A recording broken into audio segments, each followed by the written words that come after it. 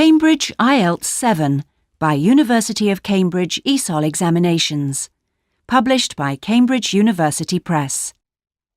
This recording is copyright. CD 1. Test 1. You will hear a number of different recordings and you will have to answer questions on what you hear. There will be time for you to read the instructions and questions, and you will have a chance to check your work. All the recordings will be played once only. The test is in 4 sections. At the end of the test, you will be given 10 minutes to transfer your answers to an answer sheet. Now turn to Section 1.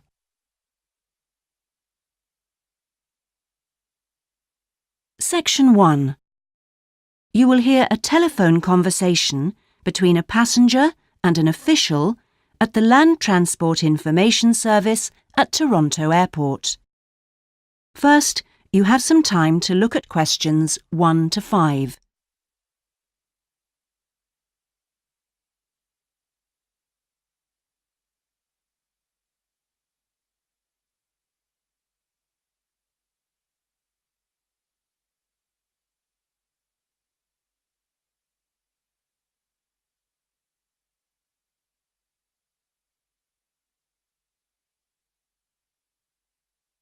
You will see that there is an example that has been done for you. On this occasion only, the conversation relating to this will be played first. Hello, this is Land Transport Information at Toronto Airport. How may I help you? Oh, good morning. I'm flying to Toronto Airport next week and I need to get to a town called, Milton. Could you tell me how I can get there? Milton, did you say? Let me see. I think that's about 150 miles southwest of here. In fact, it's 147 miles to be exact. So it'll take you at least, say, 3 to 4 hours by road. The distance from the airport to Milton is 147 miles, so 147 has been written in the space. Now we shall begin. You should answer the questions as you listen, because you will not hear the recording a second time. Listen carefully and answer questions 1 to 5. Hello, this is Land Transport Information at Toronto Airport. How may I help you? Oh, good morning. I'm flying to Toronto Airport next week and I need to get to a town called, Milton. Could you tell me how I can get there? Milton, did you say? Let me see. I think that's about 150 miles southwest of here. In fact, it's 147 miles to be exact. So it'll take you at least, say, 3 to 4 hours by road. Wow, is it as far as that? Yes, I'm afraid so. But you have a number of options to get you there, and you can always rent a car right here at the airport, of course. Right. Well, I don't really want to drive myself, so I'd like more information about public transport. Okay. In that case, the quickest and most comfortable is a cab, and of course there are always plenty available, but it'll cost you. You can also take a Greyhound bus, or there's an airport shuttle service to Milton. I think for that kind of distance a cab would be way beyond my budget. But the bus sounds okay. Can you tell me how much that would cost? Sure. Let's see, that would be $15 one way or $27.50 return. That's on the Greyhound. Ah, that's quite cheap. Great. Whereabouts does it stop in Milton? It goes directly from the airport here to the city center, and it's pretty fast. But you have to bear in mind that there is only one departure a day, so it depends what time your flight gets in. Ah, of course. Hang on. We're due to get there at 11:30 a.m. Too bad. The bus leaves at 3:45, so you would have quite a wait, more than 4 hours. Oh, I see. Well, what about the shuttle you mentioned? Okay. That's the airport shuttle that will take you from the airport right to your hotel or private address. It's a door-to-door service, and it would suit you much better because there's one every 2 hours. So how much does that cost? Let's see. Yeah, that's $35 one way, $65 return. So I guess it's a bit more expensive than the Greyhound. Oh, that doesn't sound too bad, especially if it'll take me straight to the hotel. But you do need to reserve a seat. Okay. Is it possible to make a booking right now, through you? Sure. Before you hear the rest of the conversation, you have some time to look at questions 6 to 10.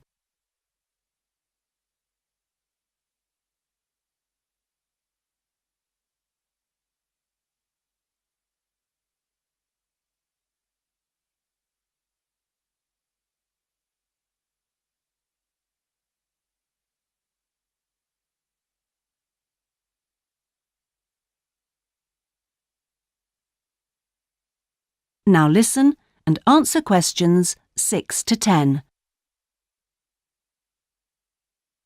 Okay, I just have to fill this form out for you. So, what date do you want to book this for? The 16th of October. Oh, no. Sorry, that's my departure date. I arrive on the 17th, so book it for then, please. So that's the Toronto Airport shuttle to Milton. And this is for just one person, or? Yeah, just me, please. Right. And you said your expected time of arrival was 11:30? So if I book your shuttle for after 12, let's say 12:30, that should give you plenty of time to, collect your baggage, maybe grab a coffee. Yeah, that sounds fine. As long as we land on time. Well, we'll take your flight details, so you don't need to worry too much about that.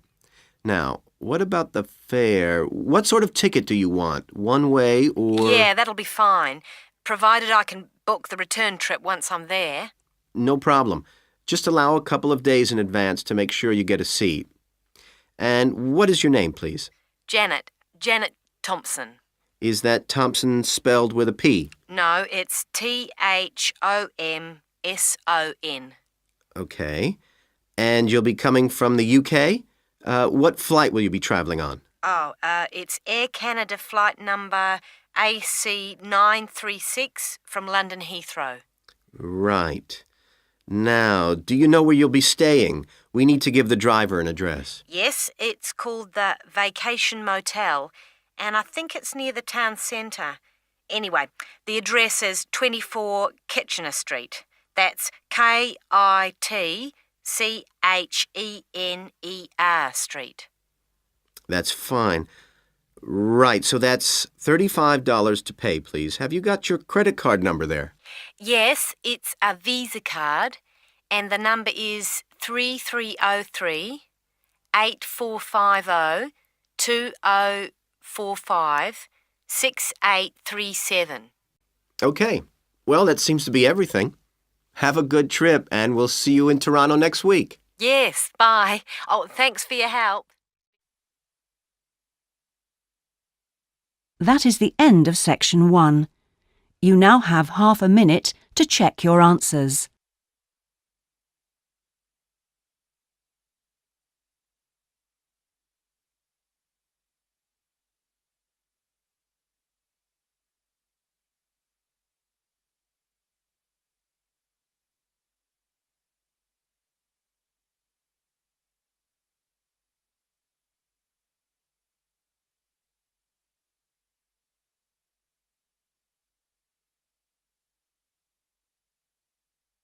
Now turn to section 2.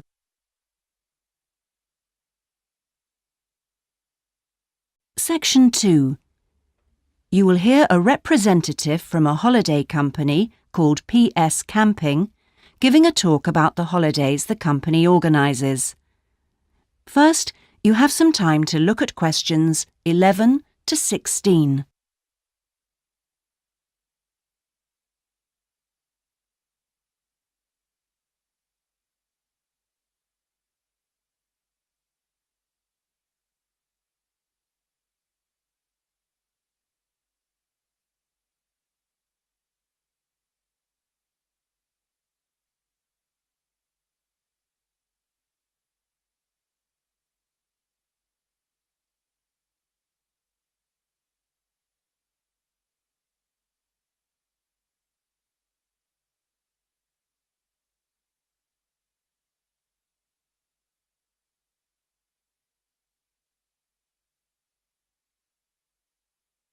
Now listen and answer questions 11 to 16. Thank you all for coming to my talk this evening. It's nice to see so many people in the audience. For those of you who don't know very much about PS Camping, let me start by giving you some background information about the company. The company started 25 years ago. It actually opened as a retail chain selling camping equipment, and then, 20 years ago, it bought a small number of campsites in the UK and began offering camping holidays. The company grew rapidly and has been providing holidays in continental Europe for the last 15 years. If you book a camping holiday with us, you'll have a choice of over 300 sites. In Italy, we now have some 64 sites that we either own or have exclusive use of. France is where we have the majority of sites, and we currently have a project to expand into Switzerland. We also have a number of sites in northern Spain, particularly in the mountainous region of Picos de Europa. We've upgraded all these Spanish sites and improved them considerably from their original 3-star rating. We believe our holidays offer superb facilities for the whole family. Parents who want their children to be fully occupied for all or part of the day can take advantage of our children's activities. These are organised by our well-qualified and enthusiastic staff. Each day kicks off with a sports match, perhaps football or volleyball, followed by an hour of drama for everyone. This may include singing or dancing, mime or other activities. In the afternoon, there's a different art activity for each day of the week, including a poster competition or model making. What's more, our sites are truly child-friendly, and with this in mind, we operate a no-noise rule in the evenings. Children's evening activities usually finish at 9:30 or occasionally 10, and from 10:30, holidaymakers are expected to be quiet in the areas where there are tents. We want nothing to go wrong on a PS Camping holiday, but if it does, we also want all our customers to be insured. If you haven't organised an annual insurance policy of your own, you'll need to take out the low-cost cover we offer, and we require that you arrange this when you make your holiday reservation. There are many advantages to choosing PS Camping and to recommending it to others. As a regular customer, you'll be kept informed of special offers, and your friends can benefit from 10% off their holiday, or book a luxury tent for the price of a standard one. In return, we'll send you a thank you present, which you can choose from a list of high-quality items. Before you hear the rest of the talk, you have some time to look at questions 17 to 20.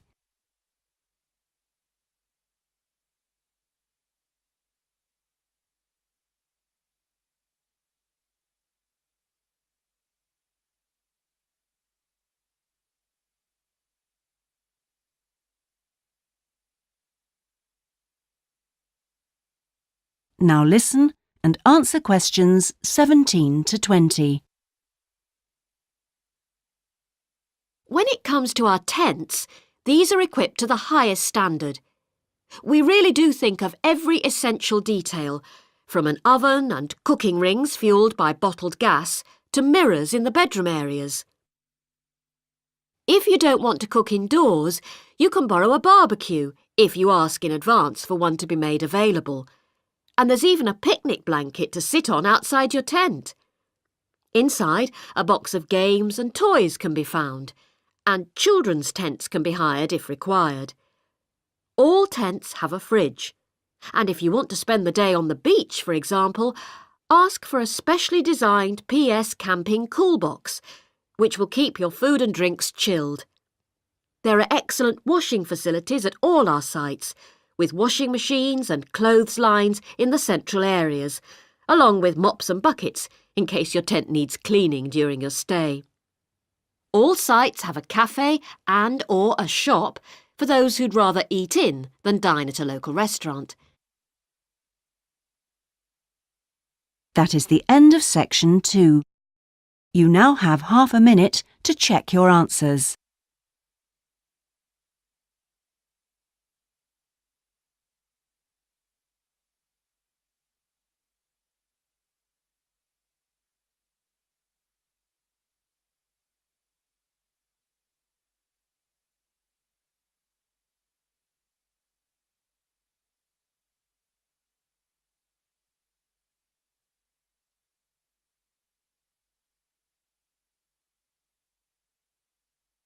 Now turn to section 3.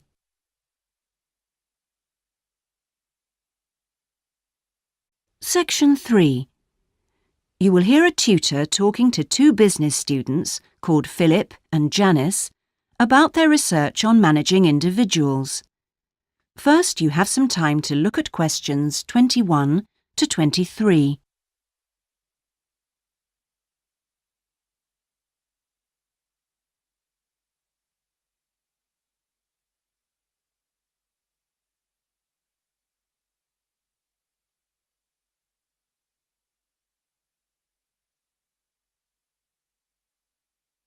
Now listen carefully and answer questions 21 to 23. Well, you've both been looking at different styles of managing individuals in companies and the workplace. How's the research going, Philip? Well, I've been looking at why individualism, individual differences, are such an important area of management studies. When you think about any organisation, be it a family business or a multinational company, they're all fundamentally a group of people working together. But it's what these individuals contribute to their places of work that makes you realise how important they are. Of course, they bring different ideas, but it's also their attitudes and their experiences of learning. Diversity is important in these areas too. So why do people behave so differently from one another at work? There are lots of reasons, but research has shown that a lot of it comes down to personality. And the other factor is gender. It's a well-known fact that men and women do lots of things in different ways, and the workplace is no different. Did you look at the effects of this variation on companies? Yes, I did. On the positive side, exposure to such diversity helps encourage creativity, which is generally an asset to a company.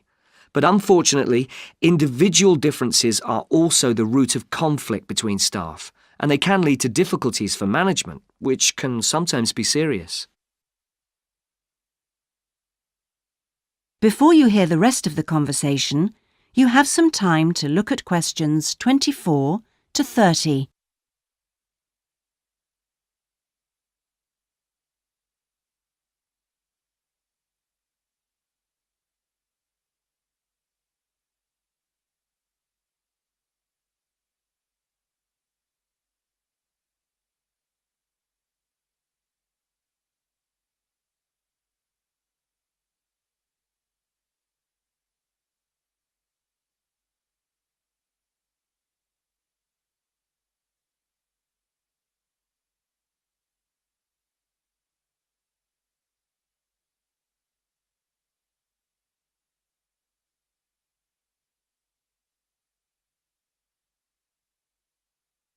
Now listen and answer questions 24 to 30.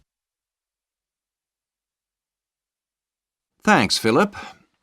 So now I guess the two main things to remember here are to identify individual talent and then to utilize it. So, Janice, you were looking at identifying different talents in workers. Do you think this is easy for managers to do?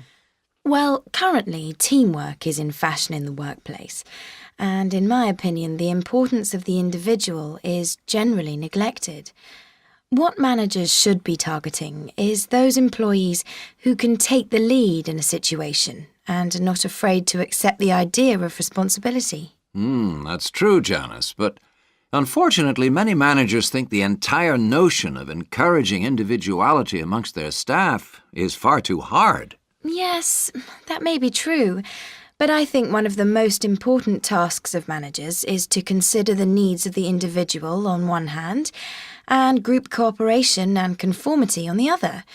It requires creative thinking on the part of management to avoid tension. So, Janice, what kind of people do you think companies should be looking for? Well, it has to start from the very beginning, when companies are looking for new employees. When the personnel department is choosing between applicants, they need to look for someone who's broken the mould and can think for themselves. Instead, people making these decisions often use a range of psychological tests to see if a person is a problem solver or will do as they're told. I'm not convinced these qualities are actually the most important. So, do you think being a good team player is overrated? No, it's not overrated. You do need to learn the rules and learn them fast. No individual can get around this if you're working in an organisation. So how should managers deal with this? Rewards. When an individual demonstrates the behaviour the organisation expects, some kind of incentive can be given. What's important here is that this happens right at the beginning, so new recruits learn the rules of the system immediately. Also, the incentive should be something the individual actually wants, and this isn't always just money. To come back to you, Philip, you were saying that recognition of good performers is essential. Now, what else should managers be looking for? Well, managing people means you not only have an understanding of your employees, but you also recognise the culture of the organisation. In fact, for some organisations, creativity and individuality may be the last thing they want to see during working hours. Very true. Yes, but managing people isn't as easy as it looks. For example, change in the workplace can be quite tricky, especially if there's a need to increase profit. And at times like these, managers may have to give priority to profit rather than individual staff needs. Yes, and that creates difficult situations for people. Yes, but what's important is that managers are able to deal with quite high levels of personal stress. During times of change, they should be thinking not only about the strain on their staff, but take time out to think of themselves. Absolutely. So, what are the implications of that? That is the end of section 3. You now have half a minute to check your answers.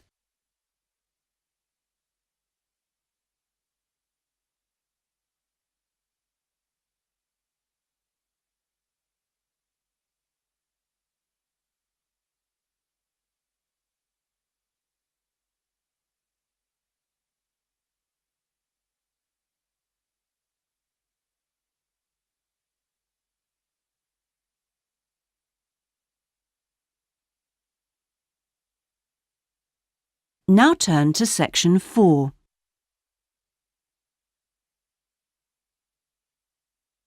Section 4. You will hear part of a lecture about cave paintings and other types of rock art. First, you have some time to look at questions 31 to 40.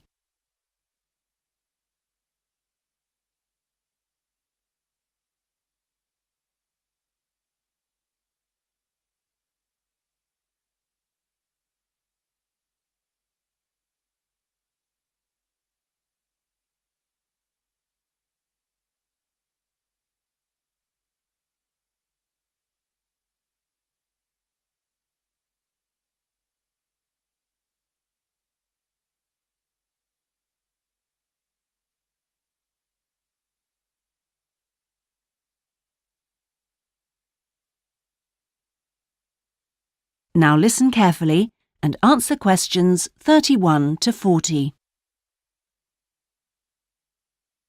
Good afternoon, everyone. This is the first seminar in preparation for our archaeological fieldwork in Namibia. We are fantastically lucky to have received partial research funding for this trip from our institute, so I shall expect 200% attention and participation from you all. First in this seminar, I'm going to give a brief introduction to contemporary research on rock art. And in the second part, I'm going to give you some do's and don'ts for our fieldwork trip in April. So please listen very carefully. I'm first going to focus on the interpretation of rock art in Namibia. We are very fortunate to be going to an area where you can find some of the most important sites in the entire world. And I hope to show you how easy it is for everyone to make mistakes in looking at cultures which are different from our own, the first and most important lesson we have to learn. In Namibia, there are both paintings and engravings. That's where the surface of the rock is cut out. Many of the engravings show footprints of animals, and most scholars used to think that the purpose of these was simple and obvious. This rock art was like a school book with pictures to teach children about tracks, which track belonged to which animal, giraffe, lion, and so on. But there were some mysteries. First, when you look at a typical Namibian painting or engraving, you see the tracks are repeated. There are dozens of tracks for the same animal. Well, you'd expect just one clear illustration if the the aim was to teach tracking. Now, there were two more problems. Why are some of the engravings of animals very accurate, as you'd expect, all clearly identifiable, and others quite unrealistic? And another mystery. Some of these unrealistic animals, that's in the engravings, seem to be half human. Some, for example, have got human faces. Many researchers now think that these were pictures the wise men engraved of themselves. They believed they could use magic to control the animals they had drawn, so the hunters could then catch them for food. This shows you some of the dangers of coming from one culture to another, as we'll be doing, without understanding it fully. Scholars imagined that children looked at rock art pictures to learn to track, just because they themselves had learnt skills from pictures. Many researchers now believe that rock art had a much more complex purpose, and we'll talk more about it next week.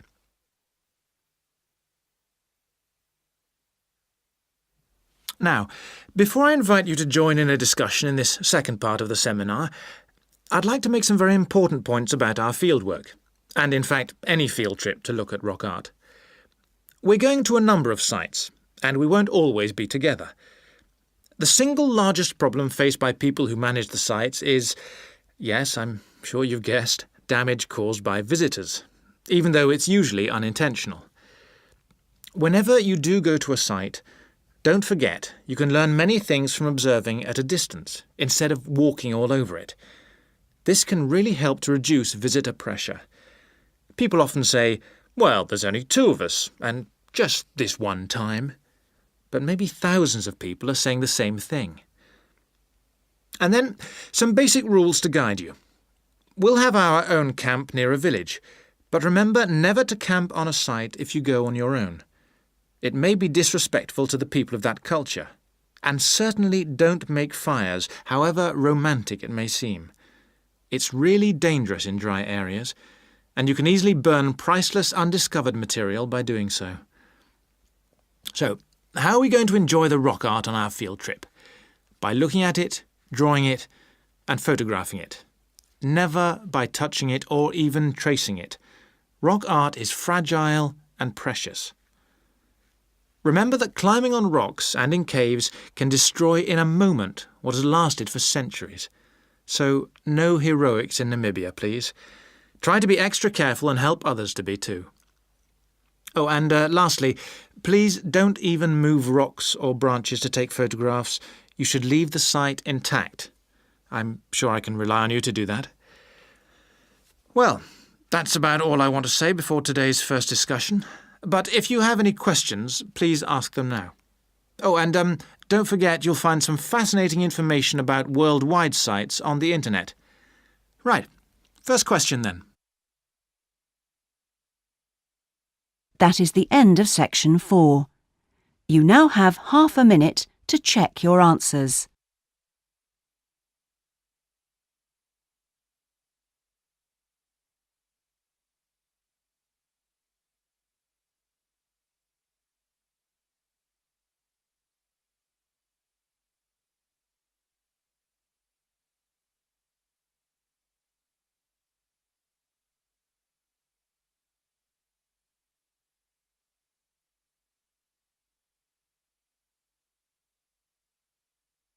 That is the end of the listening test. In the IELTS test, you would now have 10 minutes to transfer your answers to the listening answer sheet.